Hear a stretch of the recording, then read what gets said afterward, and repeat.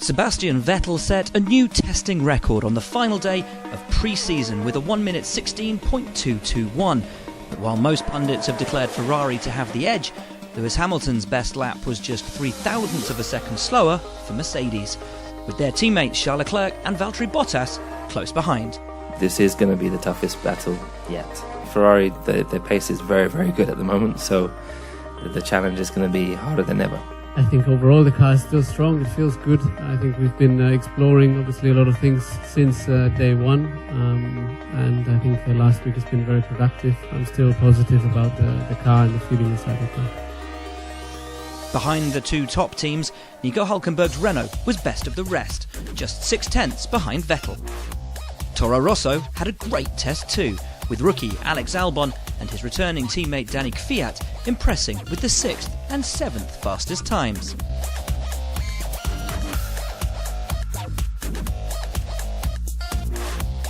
Mercedes completed a remarkable 1,190 laps over the 2 weeks. That's over 18 Grand Prix distances, after introducing a heavily revised aerodynamic package for the start of week 2.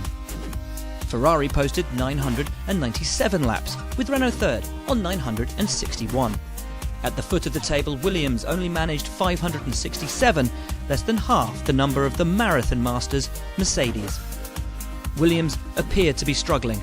After missing the first 2 days of Test 1, George Russell's best lap was 3.5 tenths slower than Lance Stroll's racing point, with his teammate Robert Kubica still struggling to understand the FW42. We are doing everything what we can.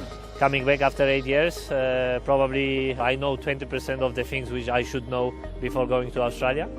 The rest is unknown. I haven't done longer than 15 laps long run. So there's a lot of question of marks. Every driver set their fastest time in Test 2 on the C5 tyre, the softest Pirelli compound available. That is, except for Max Verstappen, whose final day was compromised by gearbox problems following teammate Pierre Gasly's big smash on the penultimate day.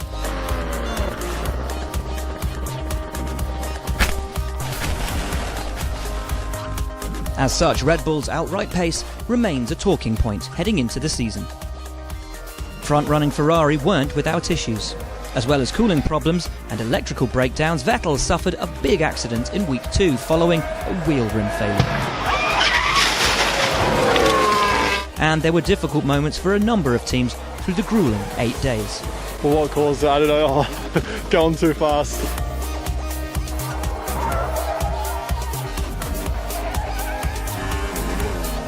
Definitely the high-speed stuff still is new to me. It's a bit of a shock, but yeah, I'm enjoying it. Kimi Räikkönen's test hadn't started in the best of ways, beaching his Alfa Romeo in the gravel on his very first lap. But the rest of the test was smoother sailing, though the Iceman says he isn't sure where the team stands in the pecking order.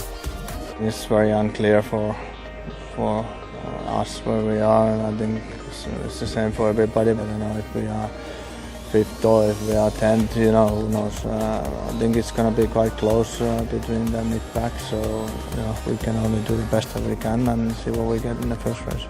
Despite the small distraction of Fernando Alonso turning up, Carlos Sainz and Lando Norris put in a strong showing in their McLarens. Sainz was 8th fastest overall, though he was keen to dampen any expectations. It's always nice to be first, but we're not going to be in pole in Australia, if that is the question. Everyone calm down a bit, because this is just testing. Romain Grosjean and Kevin Magnussen showed the new black and gold Haas should still be scoring points. The French driver just behind Sainz in 9th overall. So the time for talking is over. The next time we'll see these cars on track will be for first practice at the Australian Grand Prix in Melbourne. The battle will be brutal, the spectacle intense. Once again, it's time to go racing.